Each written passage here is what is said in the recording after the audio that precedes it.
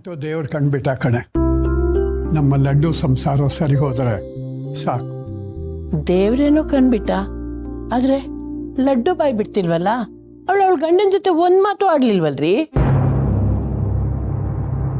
ನಾನ್ ನಿನ್ ಜೊತೆಲಿ ಜಗಳ ಆಡಿದಾಗ ನೀನು 2 ದಿವಸ ಮಾತು ಬಿಟ್ಟಿದ್ದೆ, ಮರ್ತೋಯ್ತಾ? ಏನಿಲ್ಲ, ಯಾವತ್ತೋ ಒಂದ್ಸಲ ನಾನು ಹಾಗೆ ಮಾಡಿದ್ದೆ. ಆಮೇಲೆ ನಿಮ್ ಜೊತೆ ಮಾತಾಡದೆ ಇರಕ್ ಆಗ್ತಾನೆ ಇರ್ಲಿಲ್ಲ ನಂಗೆ.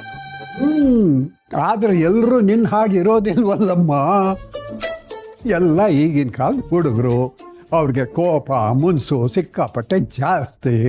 ಇರ್ಲಿ ಬಿಡು, ಈಗ ಹೇಗಿದ್ರು ಹೋಗಿದಾರಲ್ಲ, ಒಂದ್ ಸ್ವಲ್ಪ ಹೊತ್ತು ಮಾತಾಡ್ಕೊಂಡು ಬರ್ಲಿ. ಮಾತಾಡಿದ್ಮೇಲೆ ಒಂದ್ ನಿರ್ಧಾರಕ್ಕೆ ಬರ್ತಾರಷ್ಟೆ. ಏನ್ ಶೌರ್ಯ, ನೀನೇ ತಾನೇ ಲಡ್ಡುನ ಮನೆ ಕರ್ಕೊಂಡ್ ಬಂದಿದ್ದು? ಅಲ್ಲ, ನಿನಗೂ ಅವಳ ಗಂಡನ ಬಗ್ಗೆ ಗೊತ್ತಿರ್ಲಿಲ್ವಾ?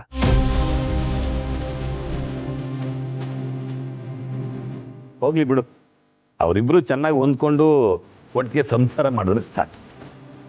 ಅಲ್ಲಪ್ಪ, ನಾನು ಆಗ್ಲಿಂದ ಗಮನಿಸ್ತಾ ಇದ್ದೀನಿ, ಅವನು ಲಡ್ಡು ಗಂಡ ಬೈಂದಲ್ಲ ಗೋವಿಂದ, ಅವನು ಬಂದ ಮೇಲೆ ನೀನು ಪೂರ್ತಿ ಡಲ್ಲಾಗಿ ಬಿಟ್ಟಿಯಲ್ಲ, ಯಾಕೆ? ಹಾಗೇನಿಲ್ಲ ಚಿಕ್ಕಪ್ಪ, ಶೌರ್ಯಂಗೆ ಲಡ್ಡು ಅಂದ್ರೆ ತುಂಬಾನೇ ಕಾಳಜಿ. ಲಡ್ಡು ಗಂಡನ ಬಗ್ಗೆ ಕೋಪ ಮಾಡ್ಕೊಂಡಿದ್ದಾಳೆ ಅಂದ್ರೆ ಏನಾದ್ರೂ ಒಂದ್ ಕಾರಣ ಇದ್ದೇ ಇರುತ್ತೆ. ಲಡ್ಡು ಗಂಡನ ಮುಖ ನೋಡಿ ಬೇಜಾರಾದ್ಲಲ್ಲ, ಅದಕ್ಕೆ ಶೌರ್ಯಂಗೂ ಬೇಜಾರಾಗಿರುತ್ತೆ ಅಲ್ವಾ ಶೌರ್ಯ? ಬೇಜಾರು ಮಾಡ್ಕೋಬೇಡ ಶೌರ್ಯ, ಅವರು ಚೆನ್ನಾಗೇ ಇರ್ತಾರೆ. ಅವ್ರು ಚೆನ್ನಾಗಿರ್ಲಿ ಅಂತ ನೀನು ದೇವ್ರನ್ನ ಕೇಳ್ಕೊ. ಹೇಗೆ ಕೇಳ್ಕೊತಾನೆ? ತಾನು ತಾಳಿ ಕಟ್ಟಿರೋ ಹೆಂಡತಿ ಗಂಡನ ಜೊತೆ ಇದ್ದಾಗ ಯಾವ ಗಂಡಂಗಾದ್ರೂ ಉರಿಯಲ್ವಾ? ನಮ್ಮ ಶೌರ್ಯನ್ಗೆ ಹತ್ಕೊಂಡು ಉರಿತಿರಬೇಕು. ಏನೋ ಎಲ್ಲ ಒಳ್ಳೇದಾಗ್ತಿದೆ. ನಮ್ಮ ಅನು ಕಾಲ್ಗುಣ ಅವಳ ಈ ಮನೆ ಸೊಸೆಯಾಗಿ ಮಾಡ್ಕೋಬೇಕು ಅಂತ ತೀರ್ಮಾನ ಮಾಡ್ತಿದ್ದಾಗೆ ಎಲ್ಲಾ ಸಮಸ್ಯೆಗಳು ಬಗೆಹರಿತಿದೆ. ನಮ್ ಶೌರ್ಯಂಗೆ ರಕ್ಷಾ ಕವಚ ಆದ್ಮೇಲೆ ಇದೆಲ್ಲ ಆಗ್ಲೇಬೇಕಲ್ವಾ? ಏನಾಗ್ತಿದೆ ಇಲ್ಲಿ? ಯಾಕೆ ಹೀಗೆಲ್ಲ ಆಗ್ತಿದೆ?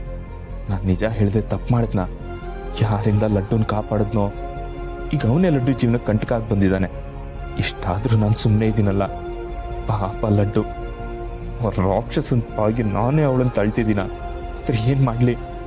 ಸತ್ಯ ಹೇಳಬೇಕು ಅಂದ್ರೆ ಅವಳು ಬಿಡಲ್ಲ. ಎಲ್ಲ ಗೊತ್ತಿದ್ದು ಕಲ್ಲಿನ ಹಾಗೆ ನಿಂತಿರ್ಬೇಕಲ್ಲ. ಛೇ.